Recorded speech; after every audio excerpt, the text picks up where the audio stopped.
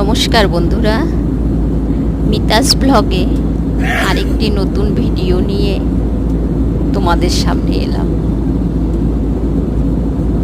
দেখুন বন্ধুরা, কি অপূর্ব রূপ প্রকৃতির, দুর্দান্ত লাগছে। মনে হচ্ছে আমি যেন স্বর্গে যাচ্ছি।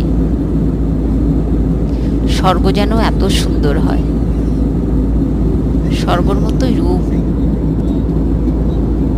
নিচে আকাশ, আমি উপরে।